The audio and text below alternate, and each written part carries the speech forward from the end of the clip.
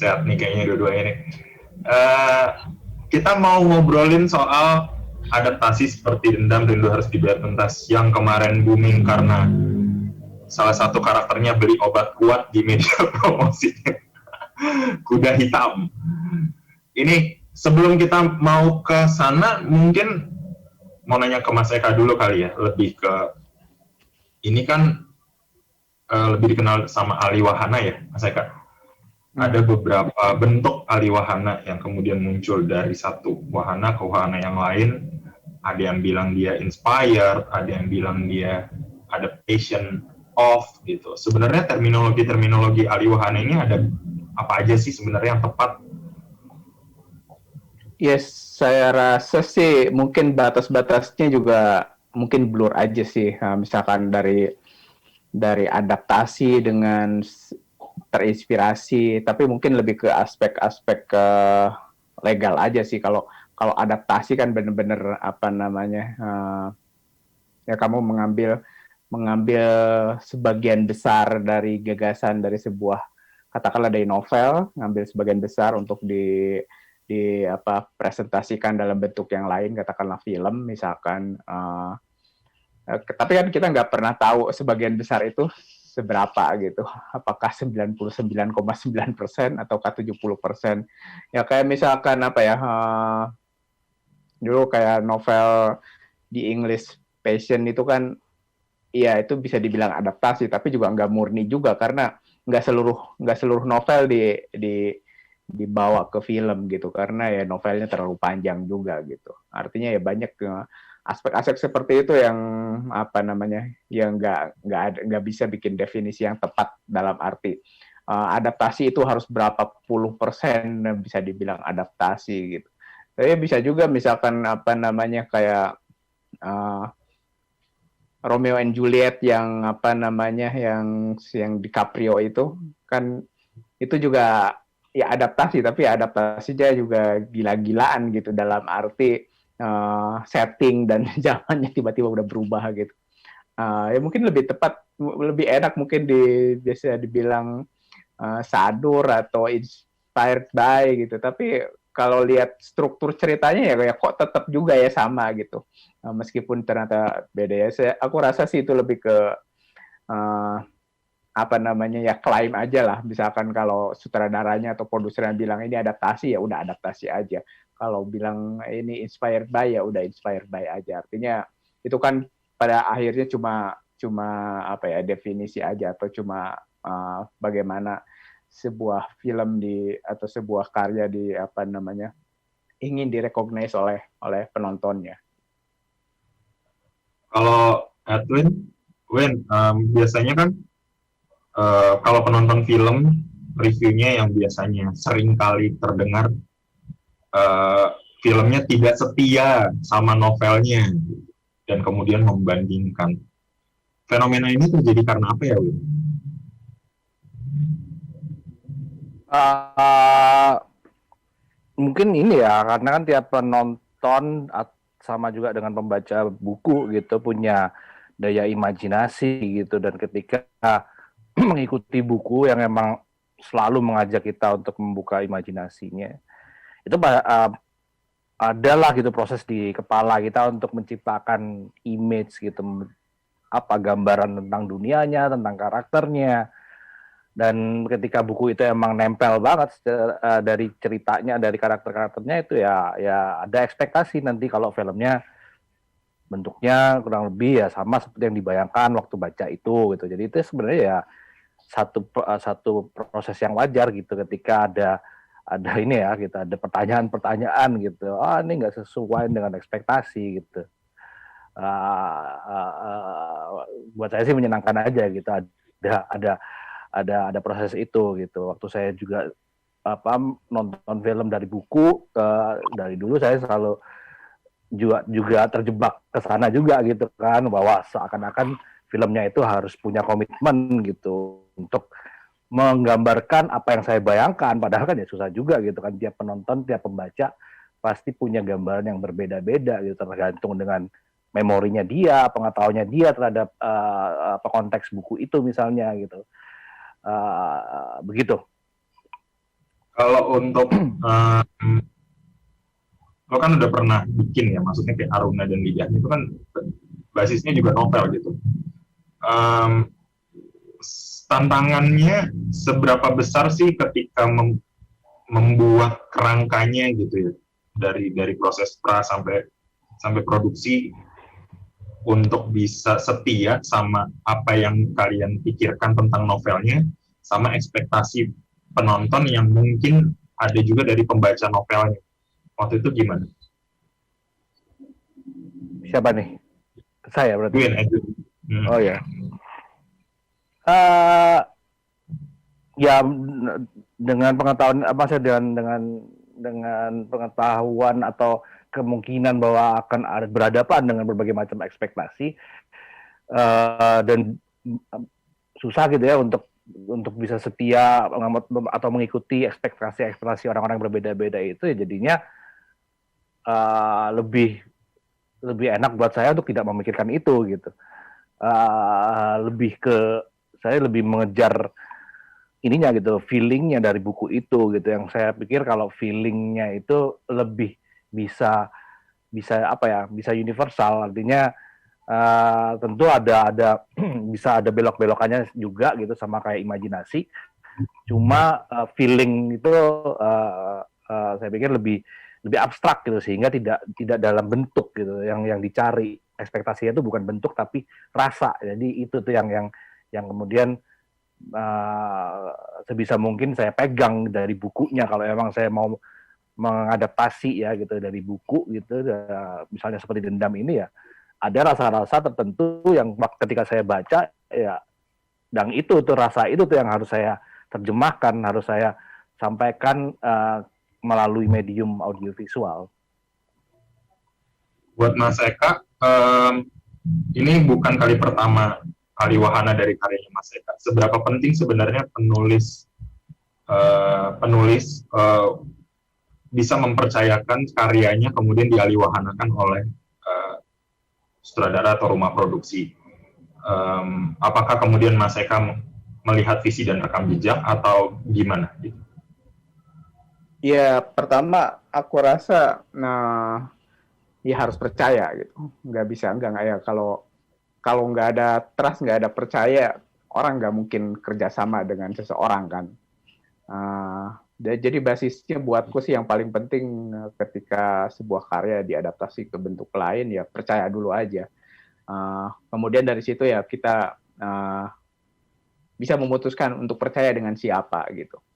Artinya kalau kita sejak awal bahwa ada semacam pikiran bahwa aku nggak percaya pada orang lain, ya udah mendingan nggak usah kerjasama dengan siapa aja gitu.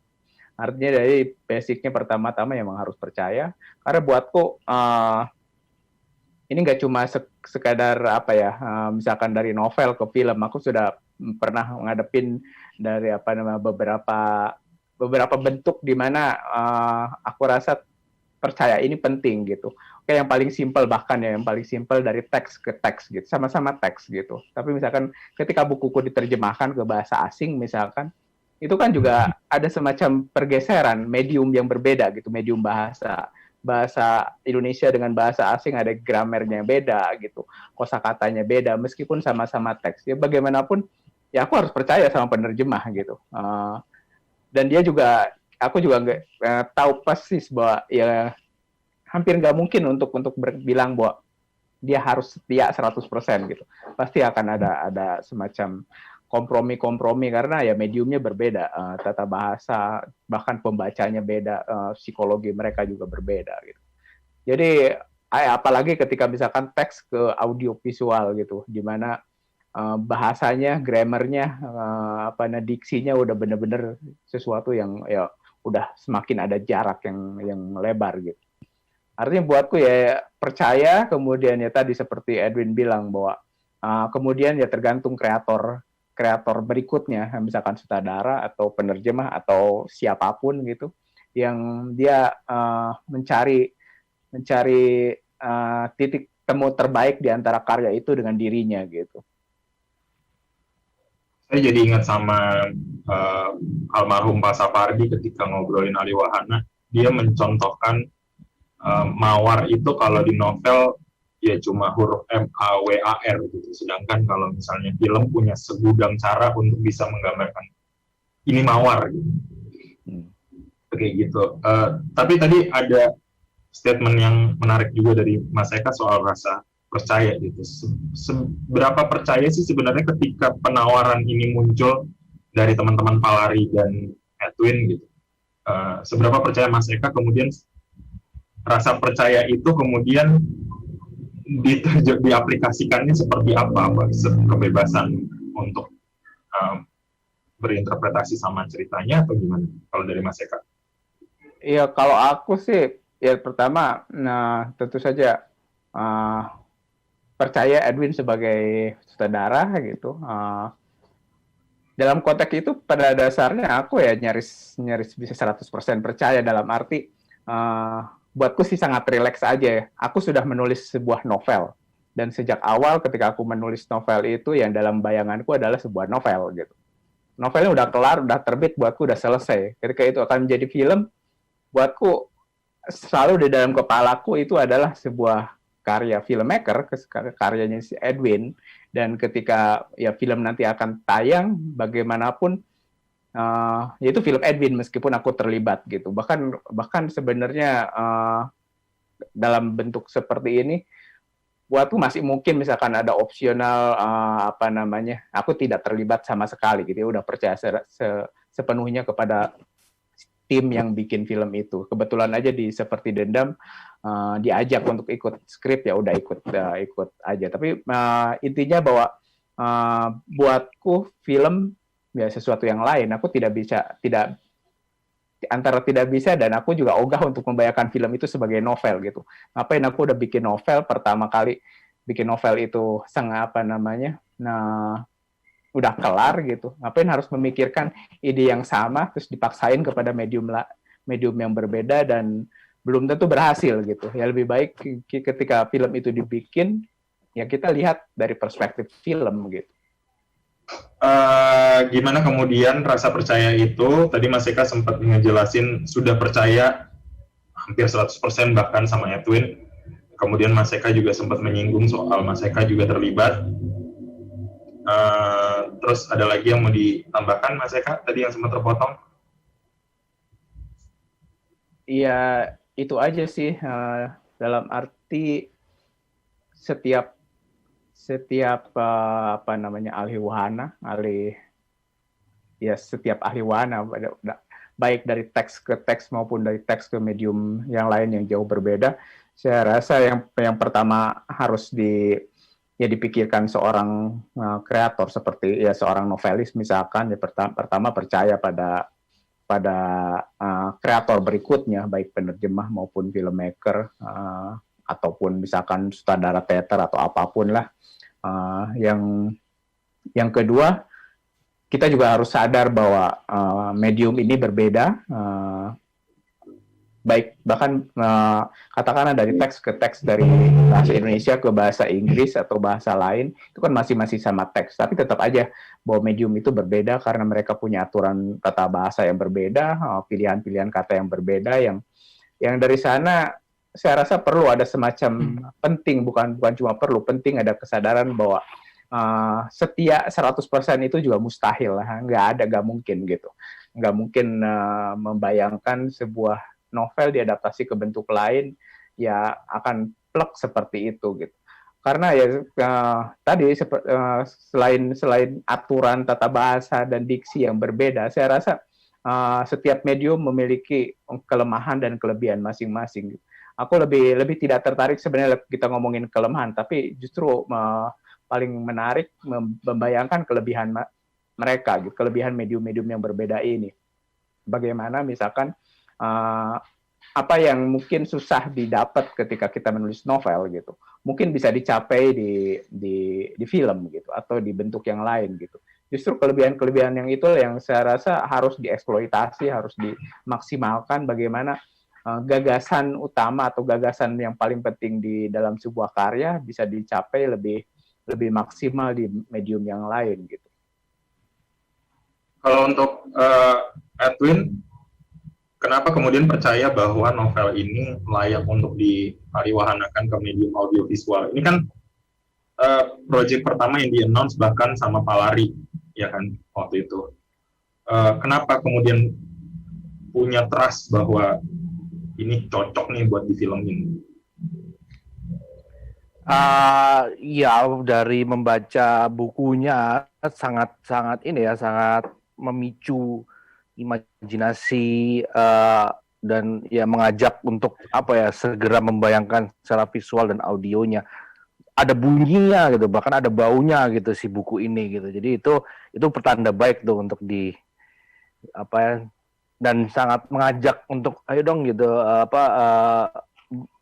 banyak itu ide-ide atau keinginan-keinginan yang sepertinya menarik untuk implementasikan di film.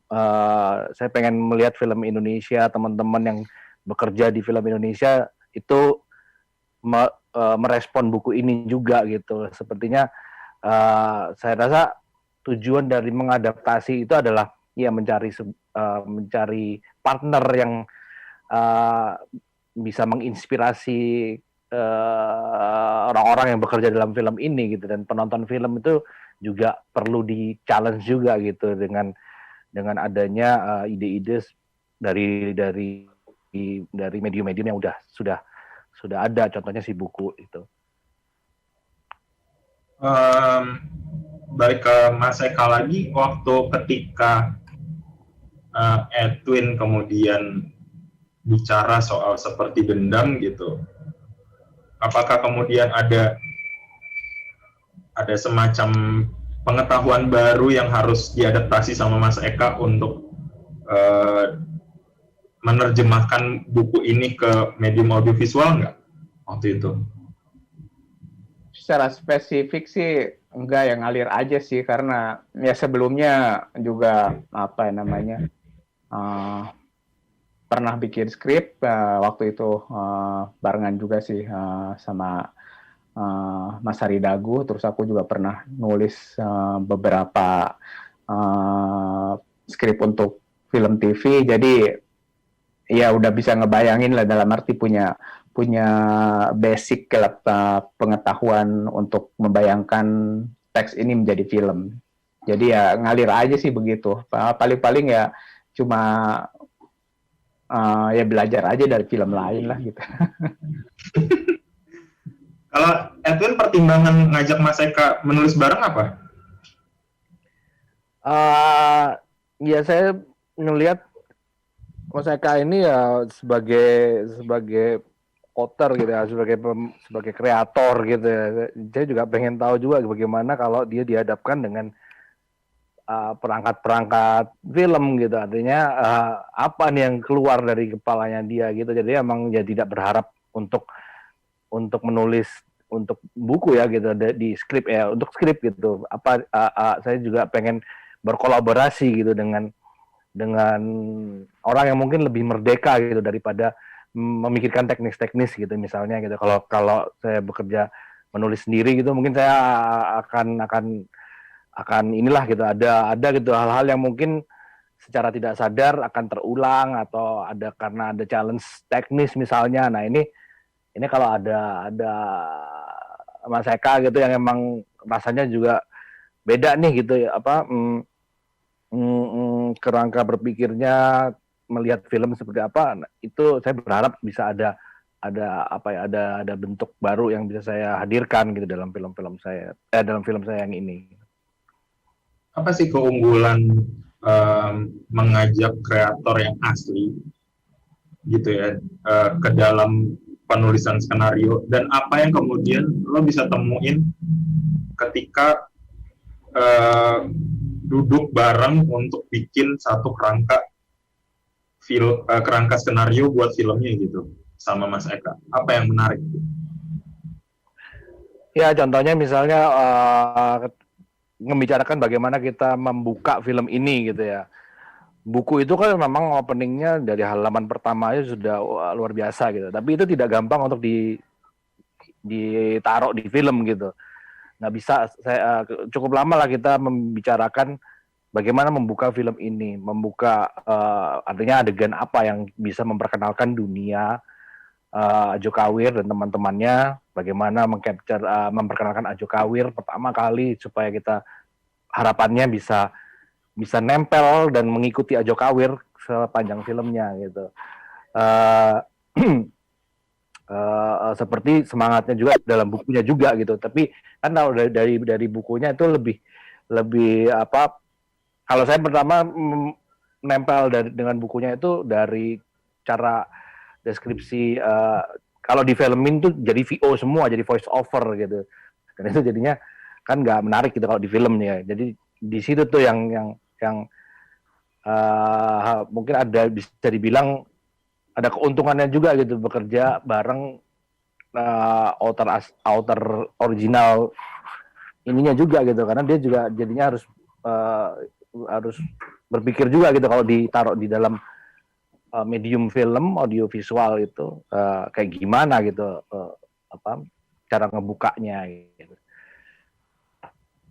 Kalau Mas Eka apa yang menarik ketika menulis bareng Edwin?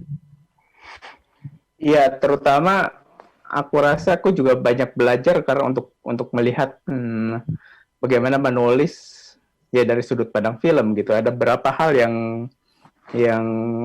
ya aku sadari ketika harus menghadapi teks dalam bentuk skenario. Misalkan banyak orang beranggapan bahwa misalkan novel seperti Dendam ini sangat filmis dalam konteks bahwa itu banyak visualnya, banyak adegan-adegan yang memang visual gitu.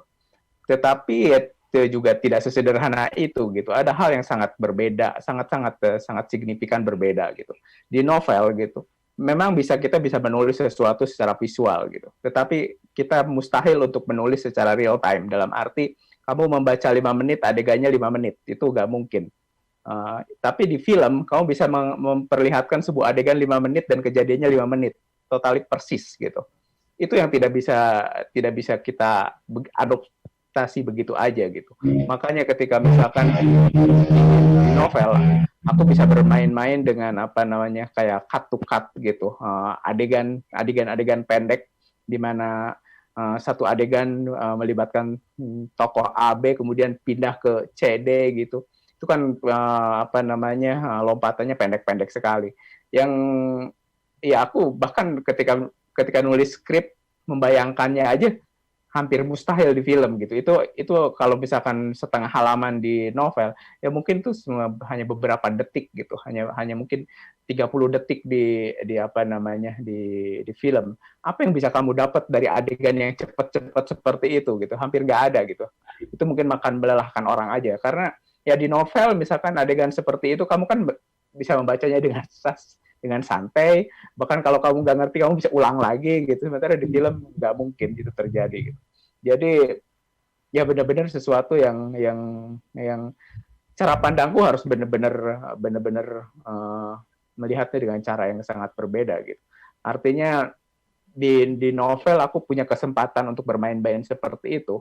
Di film bagian seperti itu hampir nggak mungkin, tapi ada banyak peluang lain yang memungkinkan kita bermain-main juga di medium film gitu, yang susah untuk dilakuin di novel gitu. Misalkan ya secara sederhana aja, kalau di film kamu buka satu kamera gitu, kamu bisa memperlihatkan begitu banyak hal gitu. Di novel kalau kamu mau menuliskan semua itu kan butuh 1-2 halaman.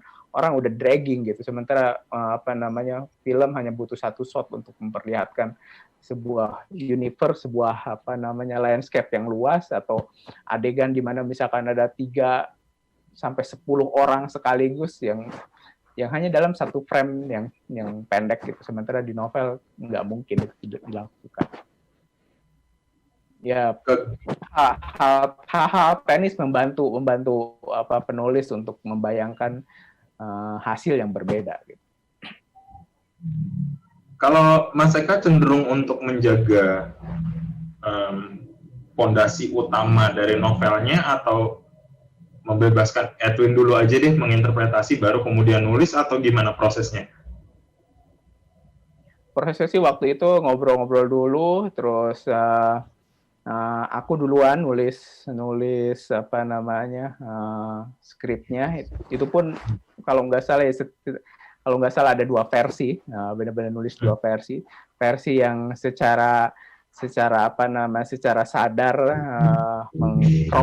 cropping, dalam arti kayaknya nggak mungkin nih novel ini full semuanya diambil karena akan panjang banget gitu. Jadi secara sadar sudah memotong ketika bikin, tetapi kemudian ada semacam kesadaran juga, apakah hal-hal yang dipilih dan tidak dipilih itu udah benar atau enggak gitu. Jangan-jangan lebih enak sebenarnya kita milihnya nanti aja gitu. Kemudian bikinlah versi kedua yang full, bikin dalam arti ngebayangin segala hal yang aku inginkan dimasukkan gitu, sehingga skripnya benar-benar panjang. Nah, ya setelah itu dua-duanya aku serahin ke Edwin. Terus Edwin rewrite, kayaknya kayak yang ngambil dari dua draft itulah. Dia juga menambahkan beberapa hal. Jadi ya seperti itu sih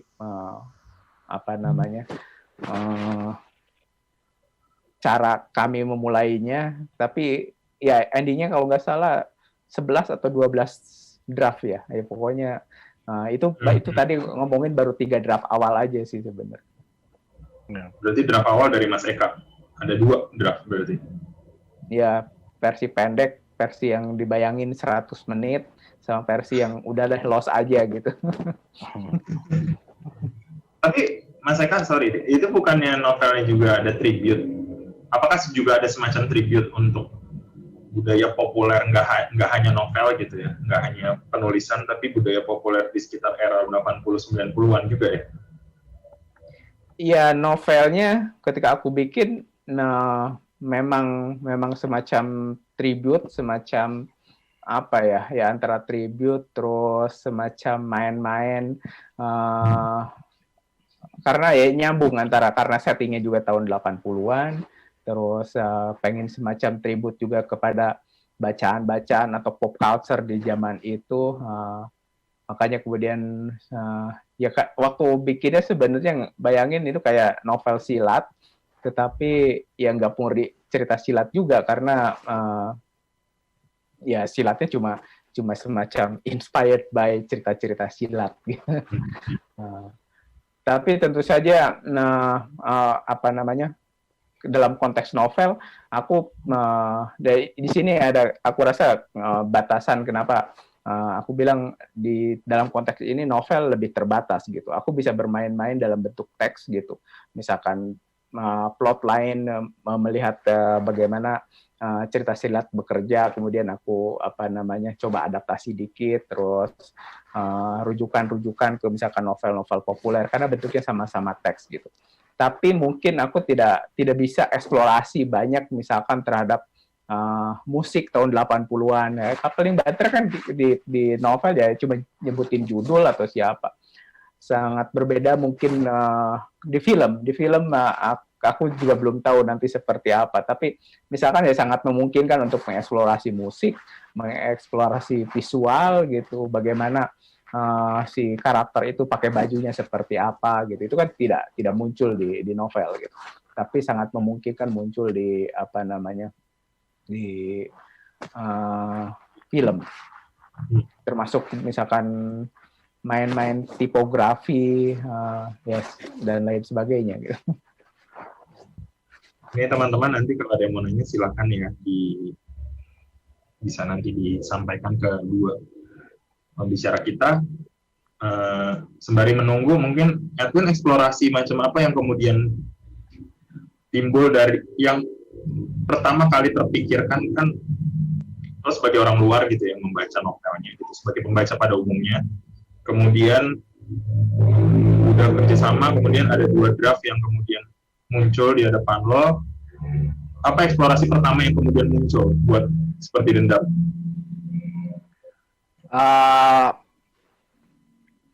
Dalam proses penulisannya,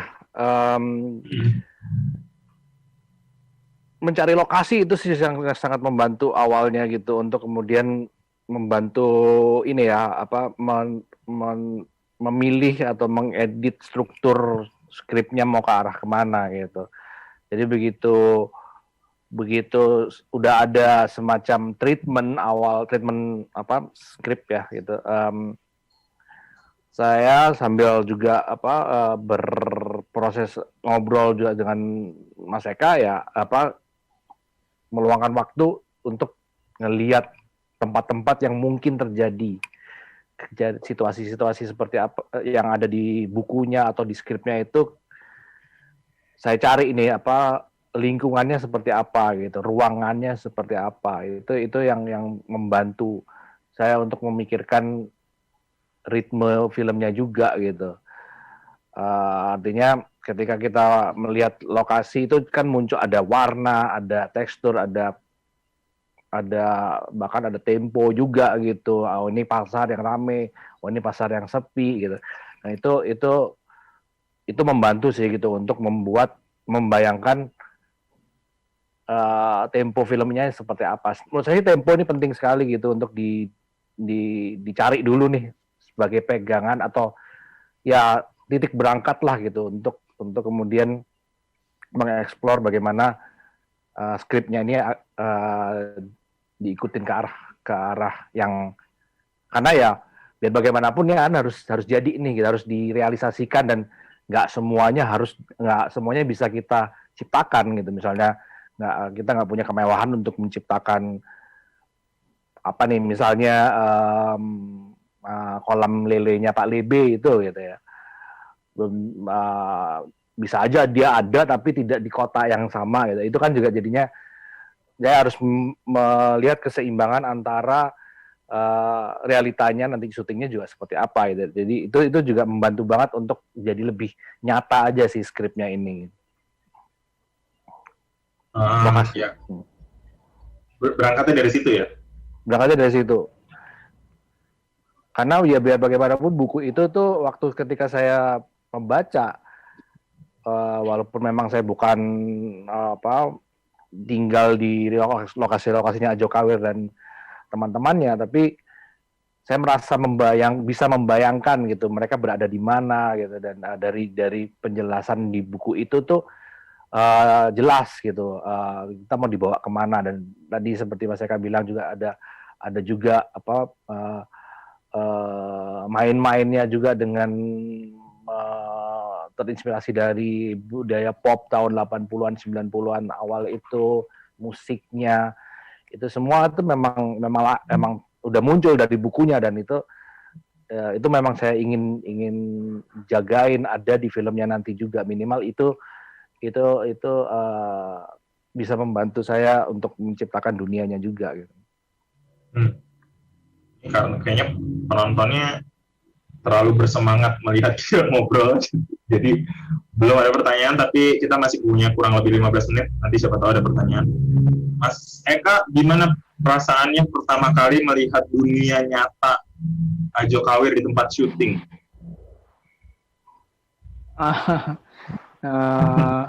Ya kalau lihat syuting sih gimana ya? Karena aku udah pernah lihat syuting itu sejak umur 11 tahun gitu.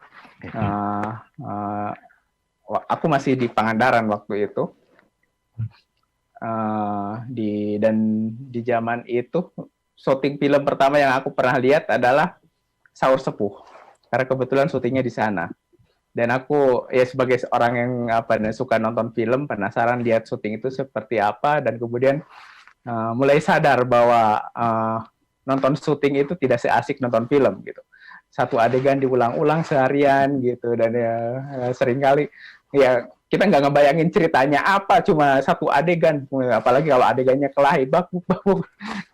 Dan kebetulan waktu aku nonton juga pas kebetulan ya adegan kelahi juga gitu. Nonton adegan si Ajo Kawir kelahi sama si Ite gitu. Ya ketika nonton ya aku sadar ini adegan di film nanti mungkin cuma akan 1-2 menit gitu, tapi syutingnya setengah harian gitu. Ya kayak nonton proses kerja aja gitu. Merasa ya lucu aja juga melihat bagaimana produksi film dilakukan. Tapi ya karena aku udah sering beberapa kali nonton syuting, Aku juga bahkan pernah nulis seri yang begitu panjang dan nulisnya di lokasi syuting, jadi relatif akrab lah untuk melihat bagaimana film diproduksi gitu. Tapi nyaris mirip dengan semestanya yang ada di novel, maksudnya dengan karakteristik tempat lokasi syuting yang kelihatannya kalau di foto kan cukup keras dan gersang gitu ya. Kalau Mas Eka ngeliatnya gimana? Lagi aku sih sebenarnya tidak punya ekspektasi semacam itu ya, bahkan sebagai penulis novelnya gitu. Ketika aku menulis novelnya, tentu saja aku punya gambaran tertentu tentang kampungnya Ajo Kawir, tentang gimana Iteng dan Ajo Kawir bertemu gitu. Karena itu saja perlu untuk menuliskannya gitu. Tapi ketika aku membayangkan film, ya relatif sebagian besar sih kayak dihapus ulang gitu. Karena penting buatku justru ketika aku akan menonton film ini, aku pengen menonton filmnya Edwin gitu, bukan melihat novelku gitu. Itu sesuatu yang berbeda, harus berbeda gitu, harus dalam arti harus sesuatu pengalaman yang berbeda gitu. Ya kalau aku expect nonton film dan ternyata seluruhnya persis sama seperti yang aku bayangkan di nulis novel, ya artinya buatku justru itu sebuah kegagalan interpretasi gitu. Artinya dia cuma mengcopy aja plek-plekan dari apa yang kubayangkan gitu. Ya udah, aku aja jadi sutradaranya kalau gitu. Menurut Mas Eka berarti seorang kreator yang dialiwahanakan kemudian harus memang ikhlas gitu ya. Maksudnya, tadi rasa percaya memang udah ada dan harus ikhlas untuk menjadi hasil kreasi orang lain gitu ya. Iya, dan tidak hanya ikhlas itu menjadi kreasi orang lain, kita juga harus melihatnya sebagai ya karya yang berbeda gitu. Semacam kalau kita nonton katakan nonton film tentang R.A. Kartini, ya kita nggak bisa ekspektasi itu R.A. Kartini gitu. Ini film tentang R.A. Kartini gitu. Jadi sama aja sebenarnya bahwa itu diadaptasi dari buku, yaitu buku di film gitu. Aku rasa kembali kita ke itu sesuatu yang harusnya, meskipun ada hubungan dalam konteks adaptasi, terinspirasi gitu macam-macam. Karena novelku sendiri seperti yang aku bilang itu terinspirasi dari pop culture tahun 80-an. Tapi orang kan tetap aja bisa, kayaknya pengalamanku tahun 80-an nggak kayak gitu, bisa aja kan sebenarnya gitu. Artinya kan itu pengalaman itu kan pengalamanku gitu, dalam arti ketika menuliskannya gitu. Itu sesuatu yang aku interpretasikan tahun 80-an dalam konteks yang aku bayangkan ya seperti novel itu, tapi orang lain bisa memiliki bayangan sendiri. Ke Edwin lebih ke, jadi kan ini udah dirilis ya, maksudnya 3 karakter dan 3 skill.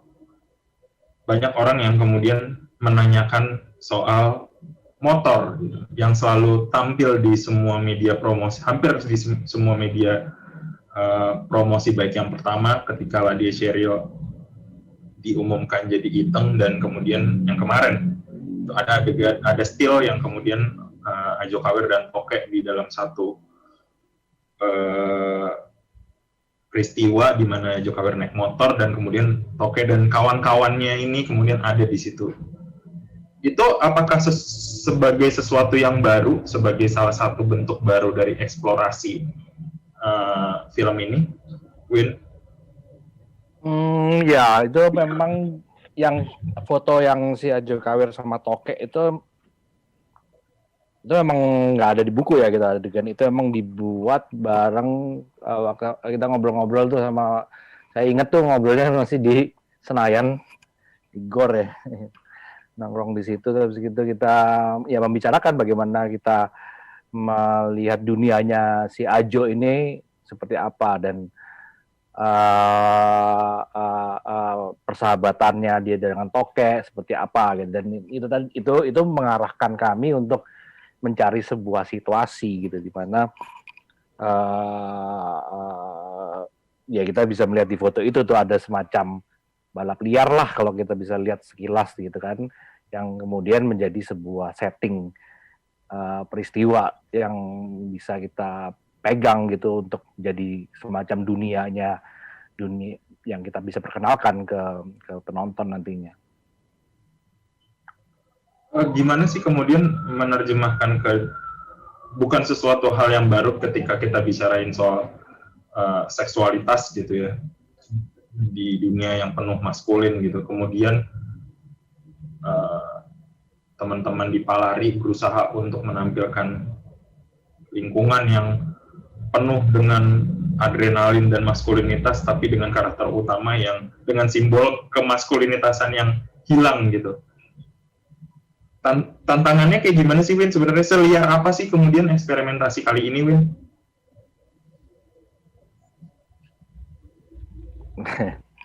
Ya apa ya, bukunya kan emang gitu ya, bukunya kan sangat liar, edan-edanan. Menurut saya sih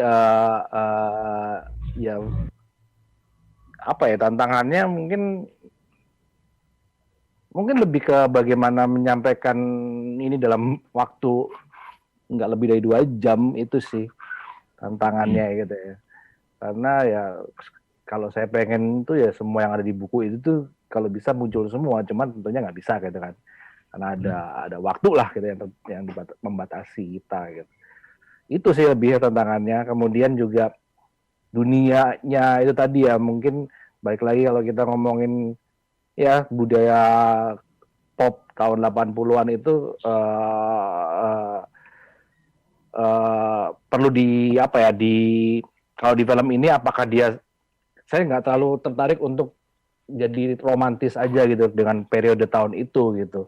Jadi kenapa ada budaya pop ini tuh itu di awal cukup menjadi sebuah diskusi yang menarik lah gitu ya, untuk membicarakan dari point of view mananya nih kita melihat tahun 80-an itu dalam konteks ide tentang macho dan patriarki dan violence gitu, dan bagaimana orang-orang yang kayak Ajo Kawir yang sebenarnya sensitif ini tuh harus dilihat gitu, ditempatkan di situ gitu. Konteks itu tuh yang ingin bisa juga hadir dari penggambaran budaya-budaya pop yang muncul di filmnya nanti itu.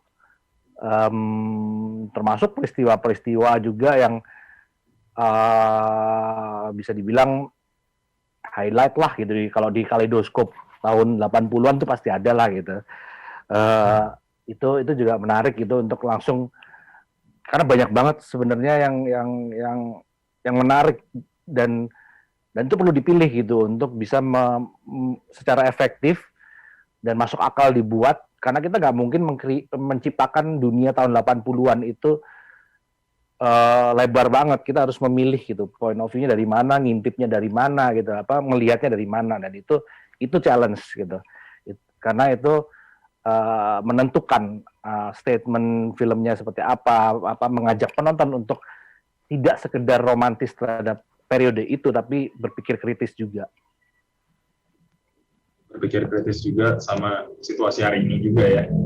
Iya, itu relevansinya dengan sekarang. Itu kan, menurut saya sih buku itu memang settingnya tahun-tahun 80-an itu dengan segala macam imajinasi dan mimpi-mimpi dan penggambaran dunia macho yang dipengaruhi banyak dengan budaya pop, tapi sangat relevan dengan kondisi sekarang. Dan itu menurut saya kenapa film ini jadinya enak untuk dibuat bersama-sama gitu, karena semua yang terlibat di film ini itu punya gitu ide-ide tentang kok kayaknya kita mengarah atau ya sekarang ini kita kok kayak hidup lagi di tahun 80-an yang nggak enak itu ya gitu.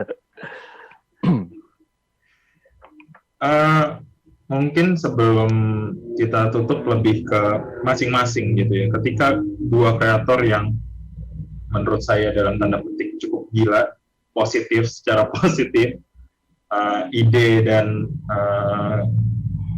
kemudian gayanya masing-masing bertemu gitu.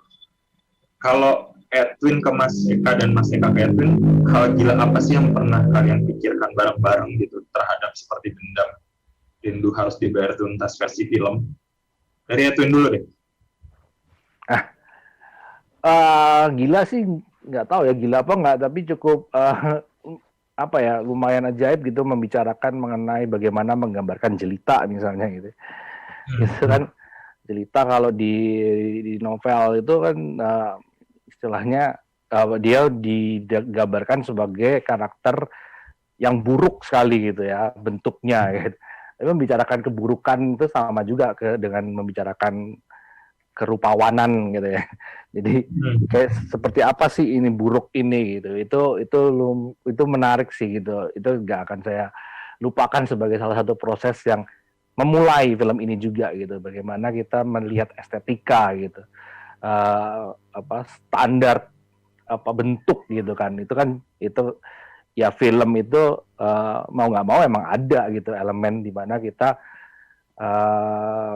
membicarakan estetika di situ. Kalau Mas Eka?